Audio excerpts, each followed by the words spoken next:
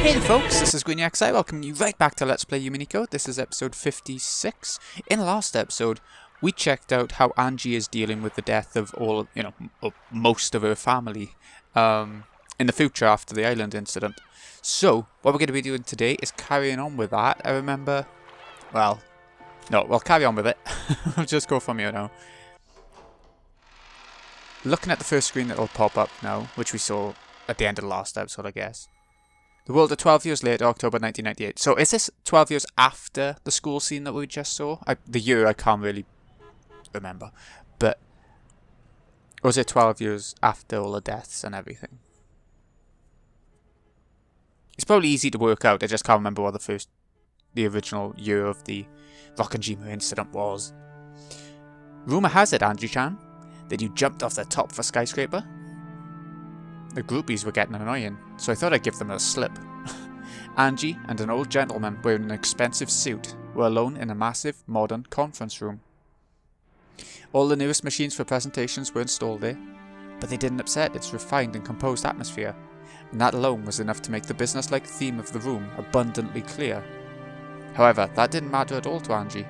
She carelessly sat in a high-class chair that executives making a salary of several 10 million yen probably sat in, looking aloof from the world. It's because I knew they were remodelling on the lower floor and had a safety net out. Ange talked about it like it was no big deal, but in reality it had been a miracle among miracles. To think that she'd shot through several layers of safety netting for the remodelling project, been caught in a multicoloured banner adorning the atrium and slipped off, only to be softly caught by a final banner, land on the ground without a scratch, and then briskly leave that place. It put Hong Kong movies to shame. Whether you knew there was a net or not, this is a 200-metre tall super skyscraper we're talking about, right? If things hadn't gone as you planned, there'd be a mess to deal with now. I figured that if I died, I'd be dead and that would be that, more or less. Well, still, I was testing my luck a bit. Call it youthful zeal. As though saying that she'd had enough of that topic, Ange shrugged coldly. Seeing that, the old gentleman, who was looking at the world below through a crack in the blinds, cackled. So you're testing your luck, is that it? My, you truly are Kinzo-san's grandchild. The nerve to trust your life to chance. The chairman was also a woman who could stake her life on a bet like it was nothing, so maybe this really is the Ashurmaya blood at work. You really will make it big in the future. Please, let me be blunt. Why not give up this running away from home act and return to the Sumadera family? I heard that Mum had a bad relationship with her family. I don't want to go to the house of people I first met at a funeral. The Sumaderas are Mum's family. They're an old family from Kyoto, and compared to Mum's frank attitude, unbelievably strict. I feel like this is the first time we've heard of them, right? The only Sumadera I'd been on good terms with was Grandpa, who was living apart from his family under the guise of retirement.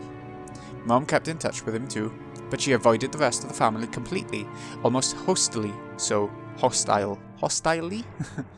So when I went out to play with the Sumadera family, it was always Grandpa's house I visited.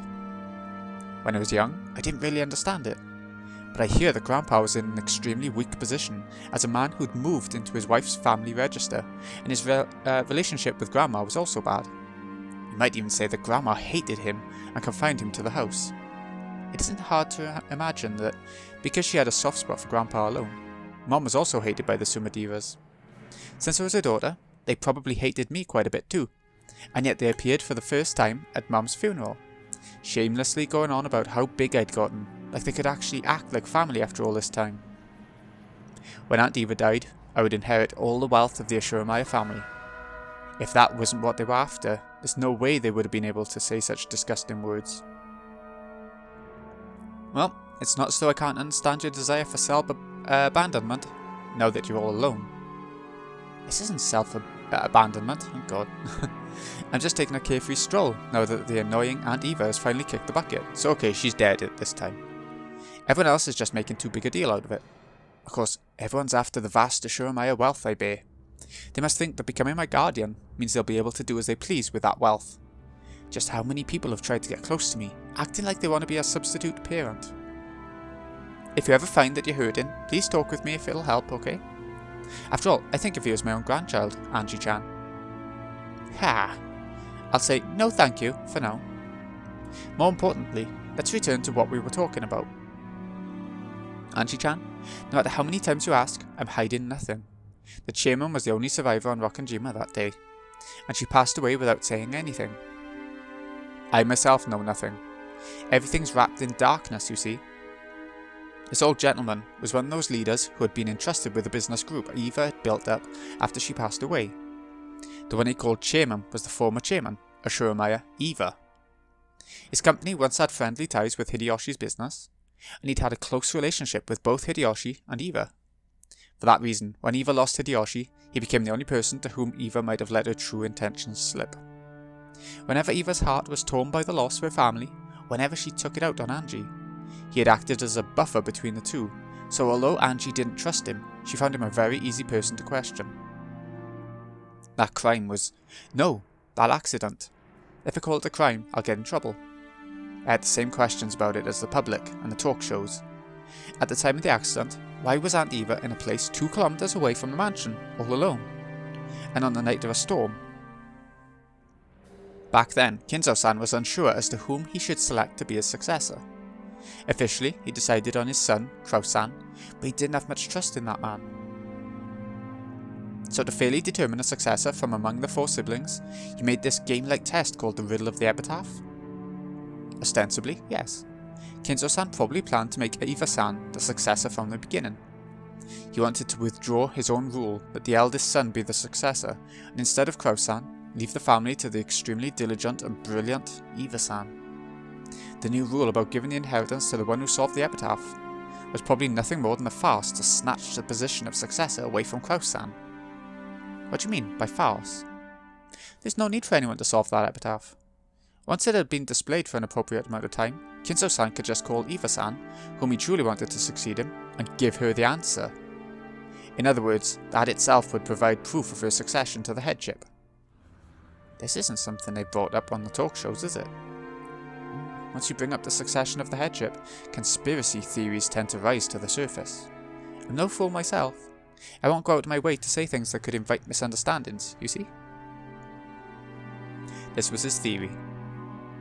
At that time, the Ashiramaya family head, Kinzo, whose remaining life was announced to be short, was troubled by the problem of who was to succeed him. Normally, the successor would be fixed as the oldest son, Kraus, whom Kinzo had chosen himself. But in his later years, Kinzo began to think that Eva would make a more fitting family head. However, Kinzo, who was stubborn even against himself, was stymied by this title of successor that he'd already given to Kraus, and he'd searched for an official stance by which he could skip over Kraus and select Eva as his successor. That official stance was the Riddle of the Epitaph. The primary successor was still Kraus, but there was a new rule saying that if someone appeared who could solve the riddle, they would be chosen as the successor to the headship. Then, at what would probably be his final family conference, Kinzo told Eva the answer to that riddle himself. In short, it was the same as proclaiming that Eva herself was the successor. On that day, Eva-san was summoned by Kinzo-san, who revealed the answer to her. And so that she could succeed the headship, he called Eva-san to the hidden mansion, Kubadorian, which only the head knew about. And because Aunt Eva arrived at the hidden mansion one step ahead, she escaped harm in that accident, you say. Maybe Aunt Eva just killed everyone and made it look like an accident, so she could steal all the wealth for herself. And maybe that's why only she escaped unharmed. Well, that's what the papers are shouting about. However, I believe Eva-san. I'd say there are several points that justify trusting her. For example, that ring of the Ashiramaya family head, which is on your finger now, Angie-chan. That ring is the only one of its kind in the world, which Kinzo-san had made specially. And the artisan who made it acknowledges that the object on your finger is, without a doubt, the ring. The Ashiramaya family head's ring. That ring with the heft of gold and the one-winged seal on it had a diamond arranged on a pedestal and felt both sturdy and reminiscent of the dark hobbies of the rich. Kinzo had worn that on his finger without removing it even for a moment. This man was saying that the fact Eva had it proved that Kinzo had acknowledged her as the successor. After all, Eva-san certainly did have that ring, and if you take into consideration that Eva-san actually was talented, and that Kraus-san had made a fool of himself several times on the business scene, I cannot imagine that Eva-san's story is completely made up.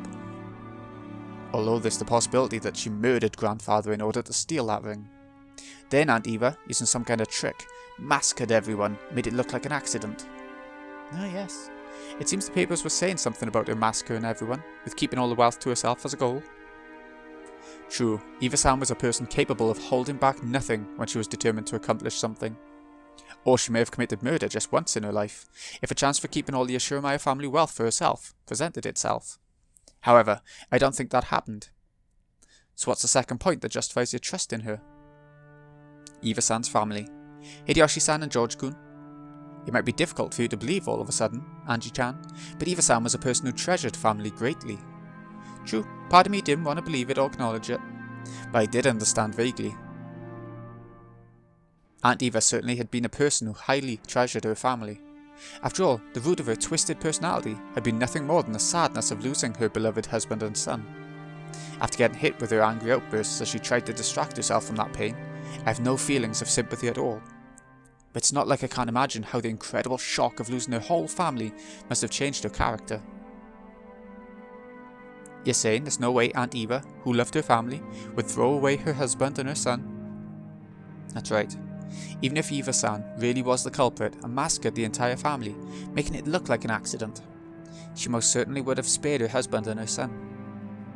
She would quibble that, by coincidence, only her family had been in the hidden mansion. If Hideyoshi-san and George-kun had been safe, even I would probably suspect Eva-san.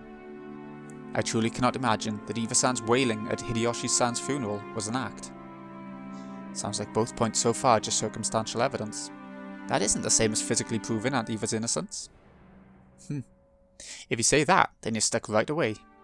Eva-san was the only survivor, and she says that this is the truth. But no one can prove her innocence. Yes, that's right. And no one can prove that she committed a crime either. And the final point that justifies trusting her is the police. After all, it was such a flashy crime. The police were being pushed forward by a public in an uproar over conspiracy theories, so they must have investigated Eva-san thoroughly. It was easy to feel something unnatural about the claim that Eva had avoided the accident by coincidence, because she alone had escaped to a hidden mansion. Furthermore, at the time, Hideyoshi's company had been right in the middle of a takeover struggle, and in order to buy off the big stockholders, she'd wanted a large sum of cash. It shouldn't be too hard to find a motive there. But as a matter of fact, there'd been nothing at all that implicated Eva as she went to the family conference. Nothing unnatural was found on her that could have been used to brutally murder her family and make it look like an accident. The servants who escaped harm by being off duty on that day also stated that they hadn't seen anything strange regarding anyone related to the event, Eva included. Putting all that together, it could only be concluded that Ashuramaya Eva had headed to Rokkenjima for a normal family conference without any change, and had encountered an accident.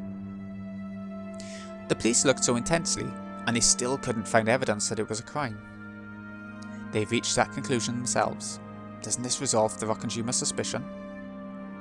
That just means that the police couldn't find evidence that it was a crime, right? There's nothing I can say to counter that. It becomes the devil's proof.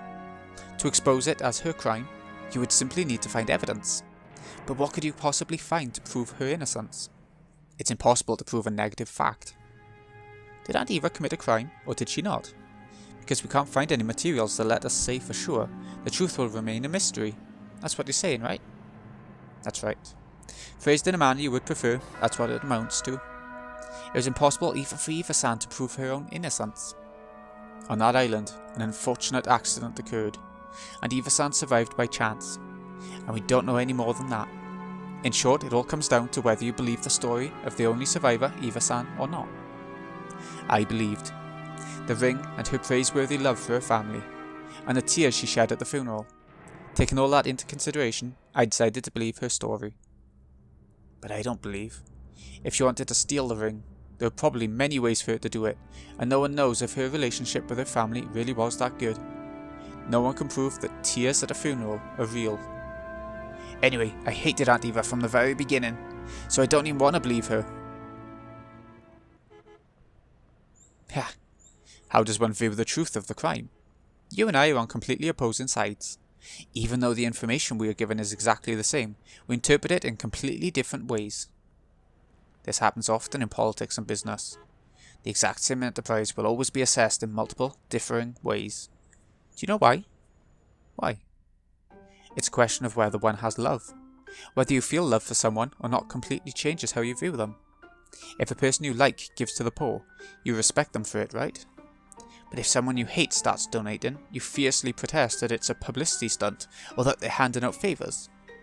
No matter what they do or don't do, you thank them if you have love and criticise them if you don't. That's how the world works. Can Aunt Eva be trusted or can't she? You're saying that's all that really matters? Those who suspect her will probably take anything she does or doesn't do and truly see it as something unnatural. And it works in reverse. As for me, I think that, barring certain extreme cases, truth might not exist in this world at all.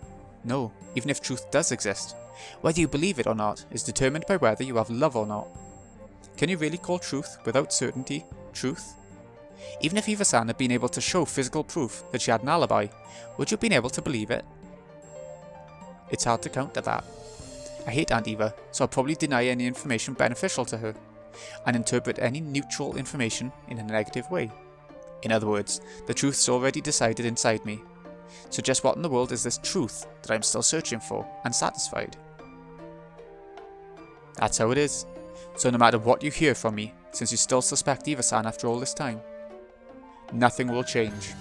At the very least, even if you were to grasp a piece of hitherto unknown information, I don't think you'd be able to reach the truth the way you are now. So I can't reach the truth? After all, no matter what kind of new information or proof you find, Ange-chan, it won't change your stance that Eva-san's the culprit, right? So it's pointless to investigate anything more, because the truth inside of you is already decided. However, if you stop assuming that to be the truth, if you wish to struggle further towards the deeper, real truth, there is a single way. I believe I already mentioned it, but do you know what it is? Is it love? I don't really know what you mean. Right now, you're considering this under the assumption that Eva-san's the culprit. But that's no different from looking at something with a single eye. With one eye, no matter how much you squint, you cannot see an object in 3 dimensions, right?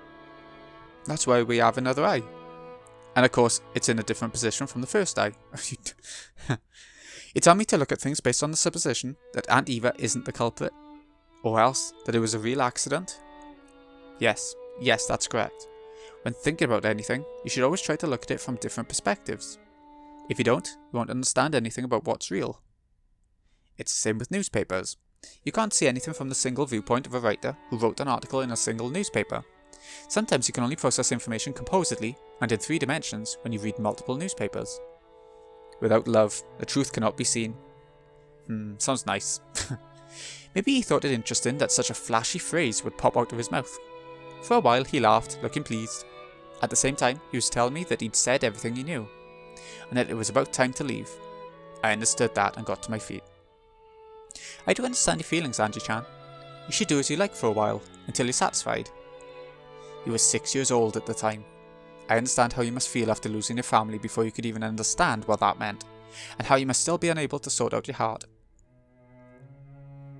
You may learn the truth, and you may not. Eva-san may be the culprit, and she may be a victim. I pray that you find the truth you believe in, Ange-chan. A journey at such a young age may prove to be a valuable experience. Thank you very much.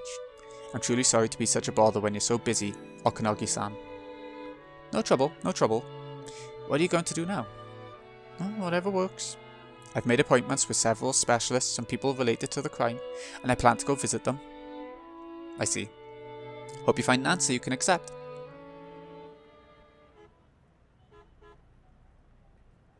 At that time, Company President Okanagi's secretary came in, handing him a memo over his shoulder. He read it, then looked between it and my face. Ange-chan, my apologies that this comes right after telling you to try and go on a journey, but I have some information you should lend an ear to. It looks like you're a bit of a nasty fix right now. In a bit of a nasty fix. People after my money? This is why money's stupid. Yeah, but if you sell it off, all of the wealth, trying to donate the whole sum to the public welfare, you'll make the eyes pop out of those people optimistic about their chances with your fortune. Oh, the Sumadera family? Those guys act so proud, like they're my gods or something. I haven't forgotten Aunt Eva. There's no way I'll put myself in the care of the Sumadera family. They probably want to, as Aunt Eva often threatened in the past. cut off my arms and legs, throw me in a warehouse, and suck the Ashuramaru family's wealth dry. Apparently, a messenger from the Sumadera family is coming here. They're saying to hand you over. No, that they want to protect you. A messenger, you say? It's your aunt, Kirie-san's younger sister. I believe she told me earlier that she thinks of you as a little sister. She's got to be joking. At least call me a granddaughter, you old hag. Judging from the context, it seems they have no wish to listen to your desires. I have a car waiting in the parking lot, 2 stories underground. Go. The Sumadera family is telling you to hand me over. Is it really okay to let me go? You'll definitely become something big in the future, Ange-chan. Let's call this a favour to be repaid upon your success. Go, quickly. After bowing silently and deeply, Ange left that place at a dash. After watching her leave, the female secretary straightened her glasses and whispered. The Sumadera family told us to stall her. Is it really alright to let her go? We did stall her, more than enough. If they still don't make it in time, that's their own fault. I told Ange-chan to run for it. I informed the Sumaderas that Ange-chan would be coming.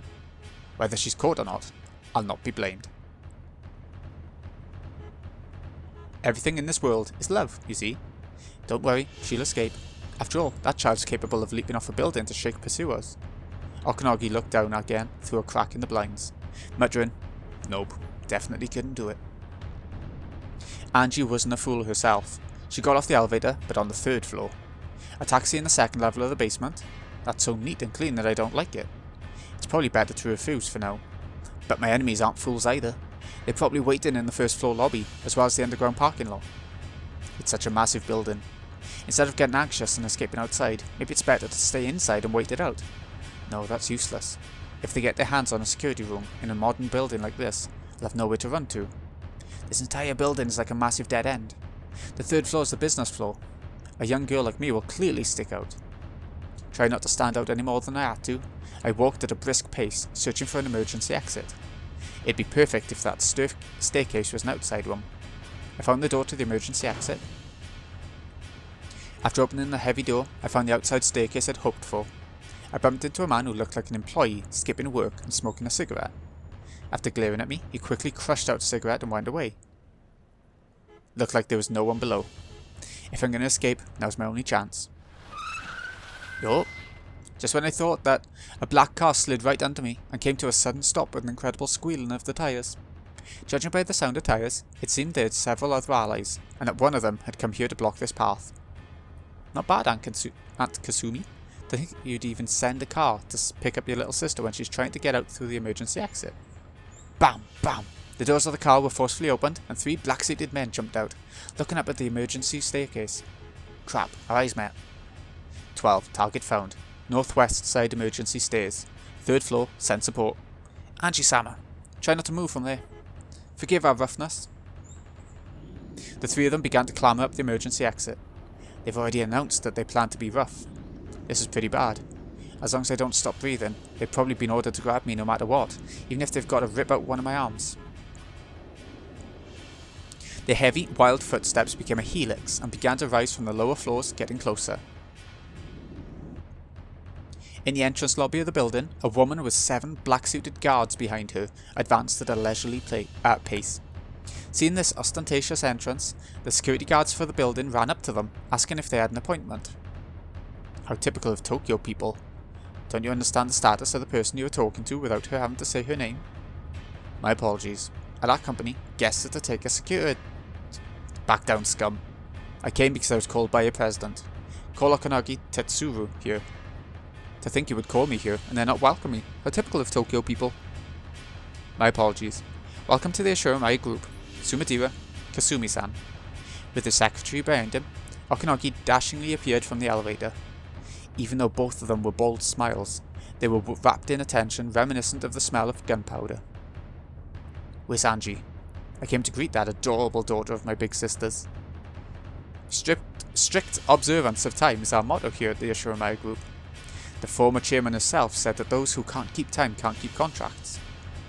You called me all the way to Tokyo, and this is all you have to show for it? You let her go, didn't you? Please, she escaped from us. We did stall her for quite some time, but unsurprisingly, she did eventually smell a rat.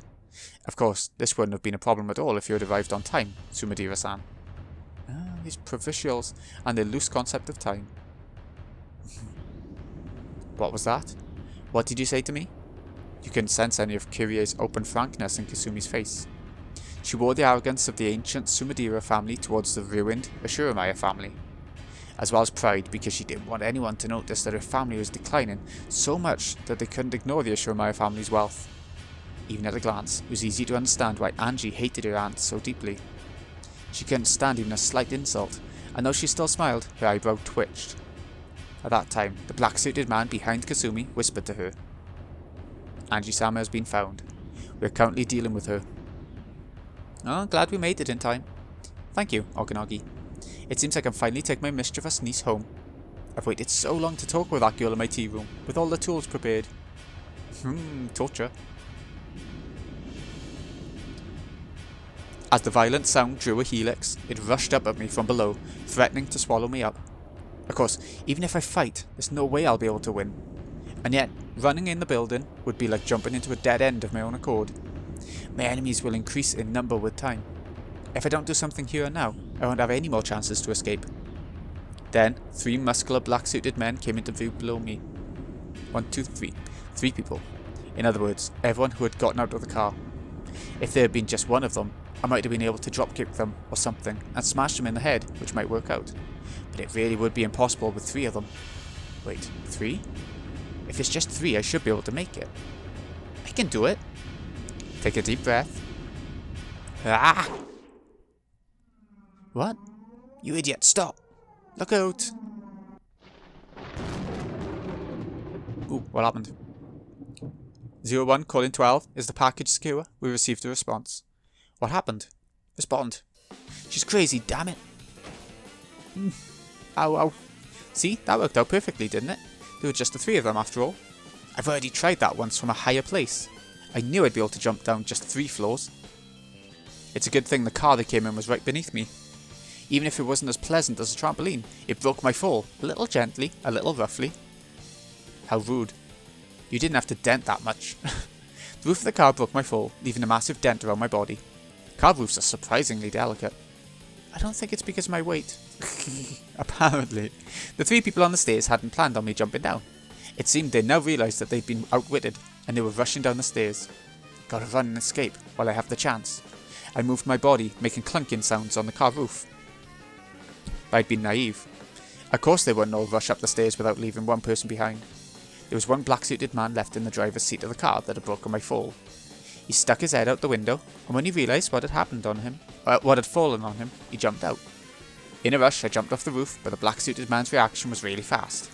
Either there was a massive reward for capturing me, or there'd be some harsh punishment in store for them if they let me get away.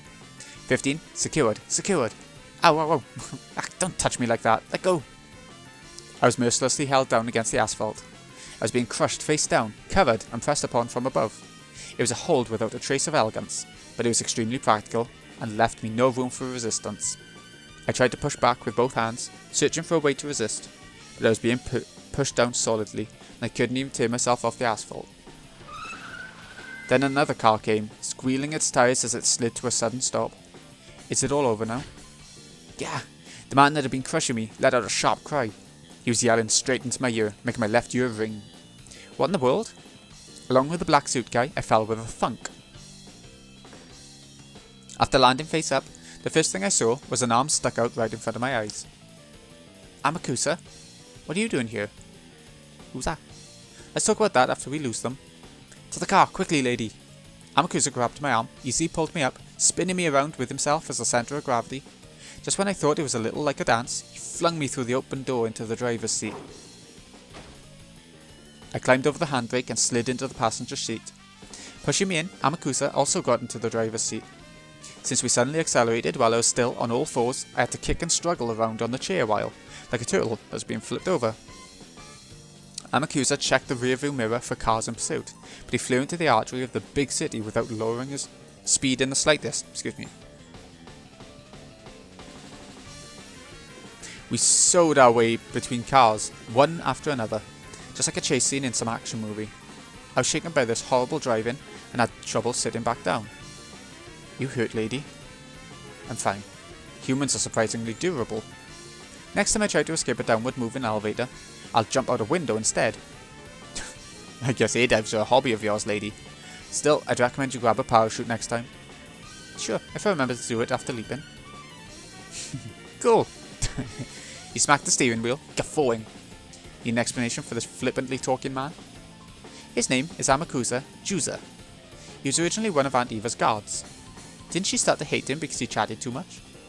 He was much younger than the rest of the guards, but contrary to their outward flippancy, he'd hopped from the 1st Airborne of the JSDF to the French Foreign Legion, placing himself in overseas private military companies and high-class security companies one after another, making for a pretty incredible and unique career. But I heard he deserted both the JSDF and the French Foreign Legion, and that he'll be arrested if he enters France again. Both these flippant episodes were very typical of him. The guards were sternly told not to chat with me unnecessarily, but he came and took a pass at me, didn't he? Aunt Eva was apparently particularly put off by that and had supposedly dismissed him shortly before she died. It's been a while since I've heard that carefree tone. What happened after you got fired? I was coaching some people at Blackwater. When I came back to the country during my time off, President Okanagi offered me a high wage. So you deserted again? I wonder how a man like that can be useful for anything.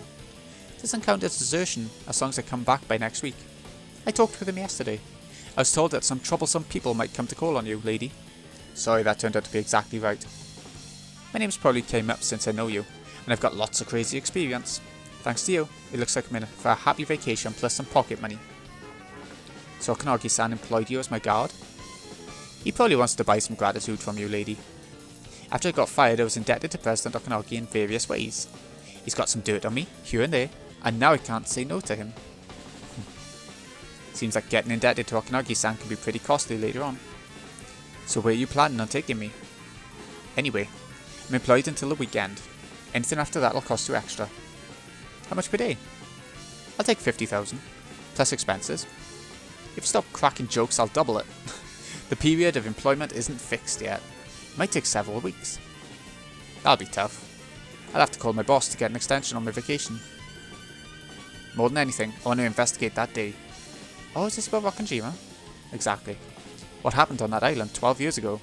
I want to investigate it with my own hands to my satisfaction.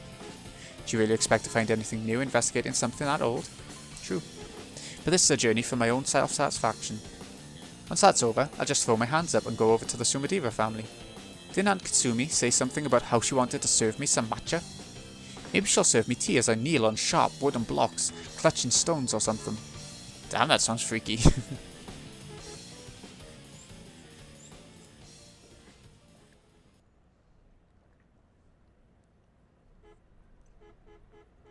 My apologies, we lost sight of them. A single man thought to be an associate assisted in her escape. Judging by his possession of a stun gun and his driving skills, he's no amateur. I see, thank you. What a shame, Okanagi. Should I take this as your answer? Letting her get away was your blunder. It has nothing to do with me. I do wish to prepare some matcha for you as well in the near future. The next time you're in Kyoto, please stop by. I'm going. Oh, are you leaving already? I could offer you some Chizuki first. Oh. With her back still facing Okanagi, she laughed softly, with an increasingly shrill and hateful tone, using that as a substitute for a sharp parting remark. Just as she stopped laughing, her features suddenly changed to look like a demon's, but because her back was facing him, Okanagi couldn't see that expression. Okanagi watched her go, laughing coolly. His secretary whispered over his shoulder. You sure about this? Milady Ange is our company's primary stockholder. If the Sumadera family becomes her guardian... I get it. But you know, we're the world-famous Ushiramiyas. Can't let them take us lightly. Still, looks like that guy managed it pretty well. All that's left is to let Angie-chan do as she pleases. I'm counting on you, Amakusa. Kasumi-sama, the escaping car was a rental. The license plate they displayed was a fake. We're clearly dealing with a pro. They'll probably abandon the car. Pursuit will be difficult. Should we have the police chase them?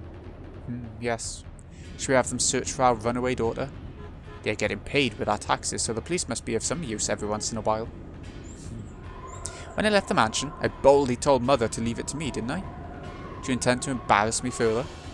Looks like it might be better for me to serve some matcha for everyone at once, doesn't it? Our underground tea room is cramped, so you'll have to wait in line. No, We'll search with everything we have. She really is a cute kid, just like Nissan. Especially that way she freewheels and does as she pleases. Now I can't see anything but Nissan. And I'm truly looking forward to it. If only I could invite Nissan's daughter to my tea room, right? New villainous character. I like it.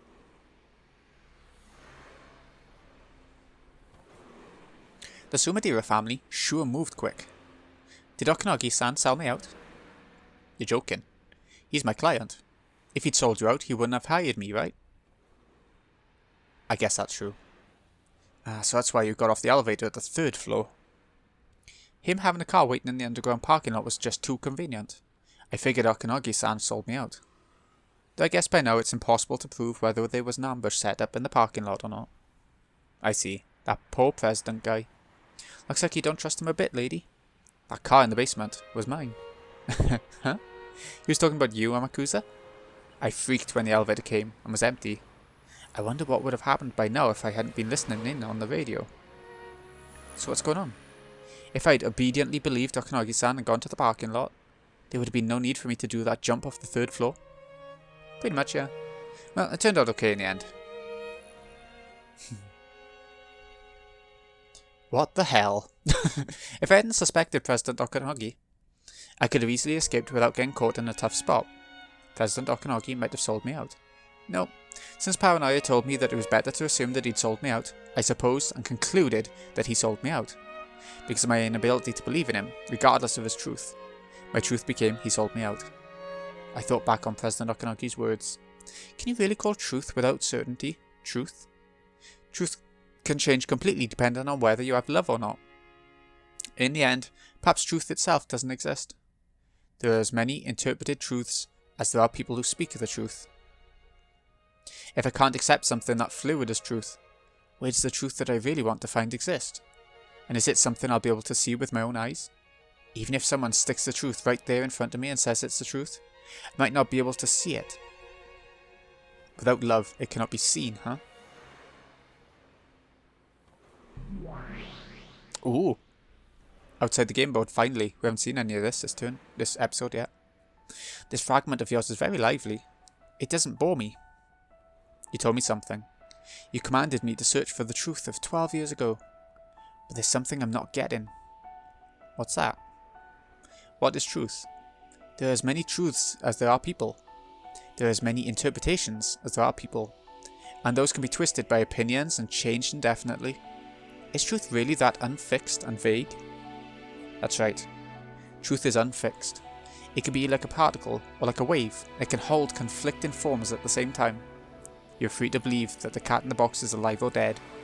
But the truth is very delicate. It can change its appearance just by being observed. You're talking about stuff like Schrodinger's cat's box? Nonsense. If you open the box, you learn the truth. Discussion about what happens before you open it is just an armchair theory. That's right. And yet, in order to deny that abstract theory, you need to open the box. It's impossible to negate any idea about the contents of a box that cannot be opened. This is what truth is. As long as truth isn't denied, it keeps its form. That's right. As long as truth isn't observed, it keeps its form. In other words, if it isn't exposed, any reckless statement can suffice as truth. Yes. Even if they contradict each other, endless ideas can exist as truth at the same time without being negated. So even something as screwed up as my family being captured by the Rokkenjima witch and shut up 12 years ago for all eternity can exist as truth as long as we don't know what happened 12 years ago. This witch called Beatrice forcibly made room for endless imaginings in the Rokkenjima of 12 years ago, enveloping all of it inside a cat box. Everything inside the unopenable box is truth. That's right. We don't know what happened on the island, so it becomes endless. That's assuming no one opens it up. I just have to wrench it open. But that box was closed up 12 years ago, and I don't even know where it is. Even if I visit Rokkenjima, just what can I learn about what happened 12 years ago on that desolated island? Who knows? I wonder what you could learn. This is something that only can be done by the person who is able to walk around freely in the world of 1998, 12 years in the future. The final witch, Ange Beatrice. Beatrice's game board lasts 2 days, from October 4th, 1986 to the 5th. In other words, you're a piece who can move freely outside her game board. And even Beatrice cannot influence this future that lies outside the game board. If you say it like that, it sounds like I'm a pretty overpowered piece. The future of 12 years later in which you are placed certainly is distant. However, the further a piece is placed in the future, the stronger power it holds. I told you, didn't I? The truth changes its appearance when it's observed. Come to think of it, I heard something like that once. Even if one day, all of a sudden, a star in the constellation Centaurus were to explode, the light from that explosion would have to cross 4.4 light years, so it would take it 4.5 years to reach the Earth. That's right. In other words, even if the sun in Centaurus has already died, people on Earth won't be able to perceive that fact for 4.5 years, because no method of perception exists that's faster than the speed of light. When we learn that the sun in Centaurus has exploded, we Earth people will paint over our history of 4.5 years ago with a new truth. We'll revise history with a new fact that it exploded 4.5 years ago. However, for the 4.5 year period until we learn that, despite the fact that it's already died, the mistaken truth that the sun of Centaurus still exists will be able to exist as truth. The truth of the future wins against the truth of the past. That's right. By itself, the Rokkenjima accident gave rise to nothing but suspicion of a conspiracy involving Aunt Eva and the Ashura family assets. But later on, it was dramatised and linked to the occult, and the conspiracy was painted over by the legend of the witch. Even though it was clambered over as a conspiracy at the time of the crime, later on, strange occult theories, which claimed that it was the work of the witch, ran rampant and began to paint over the truth of October 5th, 1986. The conspiracy theories will probably be forgotten over time, and only the more bizarre, impressive witch theory will continue to remain as superstition, eventually covering up the conspiracies. That's right. The false truth that exists before the light from the exploding star reaches Earth is almost like the conspiracy theory, which is a human theory. The wine bottle with a letter in it that drifted ashore several years later, the message bottle, painted over that theory and made things return to the occult theory, which is a witch's theory. That's right. A witch didn't exist during 1986. The witch took control of Rokkenjima because she was observed several years later by us humans of the future, thanks to that message bottle. A small revision is necessary. The witch could have existed even during 1986, as one of many endless possibilities that can exist. Certainly. She'd disappear if she were observed, so she curls up inside the cat box. That's what makes the message bottle so nasty. The witch tried to get out of the box. She made it so that she'd be observed, weeding out possibilities that conflicted with the witch theory. In other words, to make it impossible to negate her, she negated all possibilities other than the witch theory. What the hell? So in other words, Beatrice satisfied the devil's proof with a frontal attack, and that was part of the witch's plan from the beginning. The message bottle's information observed in the future after 1986. It cannot be observed by Beatrice or Battler. It can only be observed by Ange Beatrice. I really didn't want to investigate the message bottle. After all, reading that would be like listening to the witches say. I thought the witch theory was just a crazy fantasy, so I thought of it as nothing more than a waste of time. But Okanagi-san told me, you can't see things in 3 dimensions with only one eye. You mean that while looking at it from the viewpoint of denying witches, you must also look at it from the viewpoint of accepting witches? That's a correct way of thinking. The number of viewpoints is like a denominator. If you have one viewpoint, the mystery in the numerator doesn't decrease in the slightest. However, the more your number of viewpoints increases, the more the mystery begins to be divided. I understand. There was a message bottle that washed up on the neighbouring island several years after the crime. That passed into the hands of a dilettante? I made an appointment with him, just in case. I was able to hear Aunt Eva say from Okanagi-san. Next up is the witches say. Why don't I listen? To Beatrice's say. So she's actually going to listen to what Beatrice has to say. Is that when she goes back and watches the game with Battler and Beatrice outside the game board, or is that something different? We'll see. We'll see. Ooh, 10-3. There's a different... This is 12 years later, 10-3, is it? Or is it going back to the game? We'll find out. Okie doke, back to the first day. That is actually what's going to happen next time then. So, this has been Greeny XI. Hope you've enjoyed. Thank you so much for watching. I'm actually surprised that we haven't seen the that opening cinematic that started at the start of the last 3 arcs. It's quite weird, isn't it? There hasn't been the big sort of cartoony, dramatic music. You know, that opening thing. Anyways, thanks again for watching, folks. See you again in a bit.